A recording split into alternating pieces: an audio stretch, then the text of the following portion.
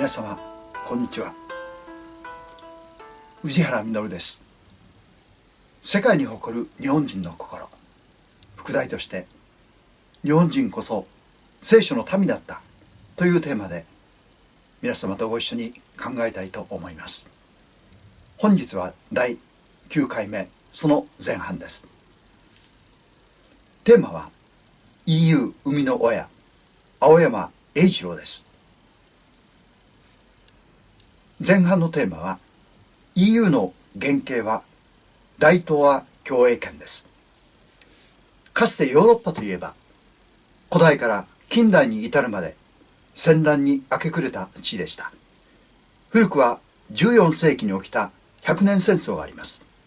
イギリスとフランスの戦争ですが、その名の通り100年以上続きました。ヨーロッパは多くの国が集中し存在している地域です。そこで国境線を挟んで紛争や戦争が絶えず、第一次世界大戦も第二次世界大戦もこの地で勃発しました。そして互いに疲弊していきました。ヨーロッパは廃墟と化し、あまりに多くの血を流したのです。しかし第二次世界大戦後、状況は一変しました。そこはヨーロッパ史上かつてない平和と繁栄の地となったのです。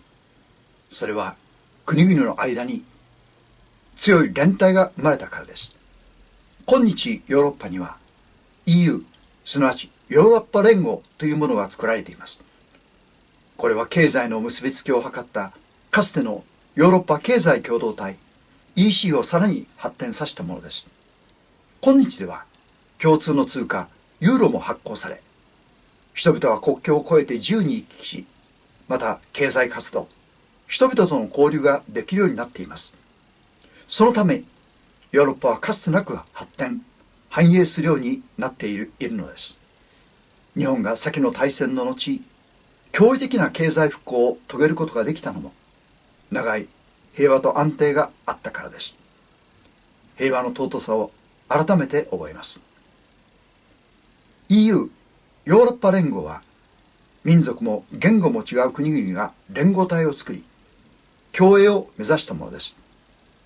このような国家の連帯統合はヨーロッパ史上、また人類史上画期的なものと言ってよいでしょう。この地に戦争が止んだのです。なぜならそれは一つの国が周囲の国々を力で支配するという結びつきではありません。そのようなものは今までにたくさんありました。それは垂直的な結びつきです。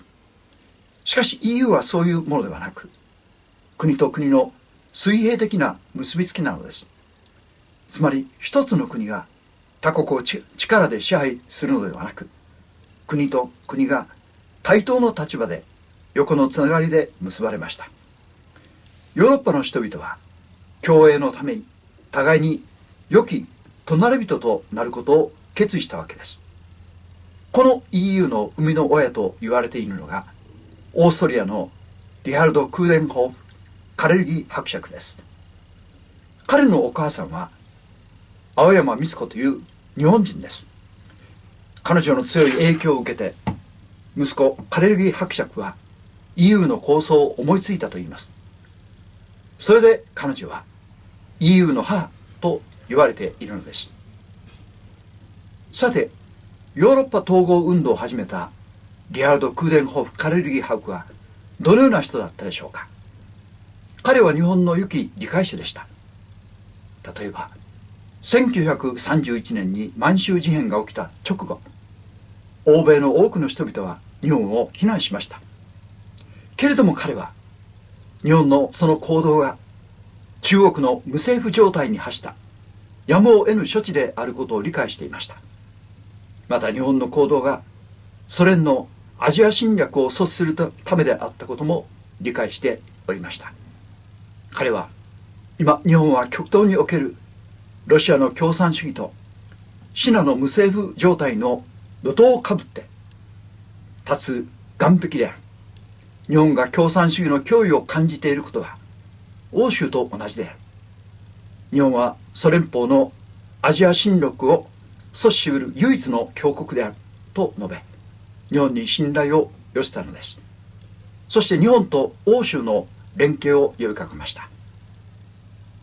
またカレルギー博が戦後に主張したヨーロッパ連合の理論は、日本の大東亜共栄圏の理想に触発されたものでした。歴史上全てと言っていいと思いますが、それ以前の帝国はいつも一つの国が周辺諸国を囲い込み、力で支配することを求めてきました。ロシア、中国、ドイツ、アメリカなどが皆そうです。また大東亜戦争以前、アジアのほとんどの地域は欧米諸国の植民地化とし、過酷な搾取が続けられ、アジア人は奴隷的な地位に置かれていました。これらは全て垂直的な支配の関係です。しかしそうした中、水平的な共栄を模索する思想が日本で生まれたのです。それが大東亜共栄圏の思想でした。すなわちアジア各国が対等の立場で互いに連携し、繁栄を求める共栄の思想です。戦時中1943年に重光外相はこう述べました。日本の戦争目的は東亜東アジアの解放、アジアの復興であって、東亜民族が植民地的地位を出して各国平等の地位に立つことが世界の平和の基礎であり、その実現がすなわち戦争目的であり、この目的を達成することをもって日本は完全に満足する。この重光外相の言葉は当時の日本の行動と目的をはっきり言い表しています。完全に満足するとは、この目的以外に野心はないということです。つまり大東亜共栄圏思想とは、大東亜帝国を作ろうというものではなく、アジアの真の解放と連帯と共栄を求めたものなのです。しかし対等で水平的な共栄を求める日本の行動は、白人によるアジア支配を目論む欧米諸国から袋叩きに遭いました。戦争の主な原因はそこにあったのです。日本はこの戦争に負けたものの、やがてその理念は多くのところで実を結んでいきます。カレルギー博は EU の構想を生み出しますが、それはもともと大東亜共栄圏思想の元となった岡倉天心のアジアは一つという大アジア主義にヒントを得たものでした。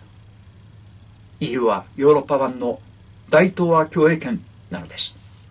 私たちは忘れてはならない、どうしても語り継がなければならないことがあると思います。それは戦争の悲惨さだけではなく、日本人としての誇りではないでしょうか。世界に感動を与えた日本の素晴らしさは共栄の心だと思います。聖書の一節をご紹介いたします。それからイエスは彼の家で食卓に疲れた。主税人や罪人たちも大勢イエスや弟子たちと一緒に食卓についていた。こういう人たちが大勢いてイエスに従っていたのである。大祭派の律法学者たちは、イエスが罪人や主税人たちと一緒に食事をしておられるのを見て、イエスの弟子たちにこう言った。なぜあの人は主税人や罪人たちと一緒に食事をするのですか。イエスはこれを聞いて彼にこう言われた。医者を必要とするのは丈夫なものではなく病人です。私は正しい人を招くためではなく、罪人を招くために来たのです。新約聖書マルコの福音書2章15節。宗教指導者が主税人や罪人という人たちと一緒に食事をなさるというのは、当時では考えられない、全く革命的なことでした。イエスは誰とも共に生きる、すべての人と共生することを願われたのです。同じテーブルにつくとは、相手を認めることから始まります。和やかな会話が弾むことを経験します。西洋のキリスト教社会では、この精神を守ることは難しかったのでした。彼らは有色人種を差別、迫害してきたのです。最も理解し実行してきたのは、むしろ異教徒と呼ばれた東洋の果て日本人でした。それはかつて聖書は西回りだけでなく、イスラエルから東回りでインド中国を経て日本に伝えられ、深く浸透したからです。和もって尊しとする日本の精神に端的に表されています。西欧諸国は日本の大東亜共栄圏構想、それに後半でお話します人種差別撤廃法案により、ほとんどの植民地を失い、日本は大いに恨みを買いました。しかし日本初のこの思想が青山光子、青山栄次郎により EU ヨーロッパ連合を生み出し、未だかつてない平和と繁栄を欧州にもたらしたことは歴史の事実です。日本を侵略国ともし言い続けるなら、青山栄次郎の功績を否定することになります。西欧諸国こそ何百年の植民地政策という侵略と略奪の歴史ではないでしょうか。先の大戦では負けましたが、日本という国は歴史上の中で何という大きな役割を果たしたことでしょう。それではお知らせです。次回10回目、11月14日土曜日です。テーマは世界に誇る武士道、その1回目、武士の情けです。チャンネル登録ご感想いただければ嬉しいです。本日もご視聴誠にありがとうございました。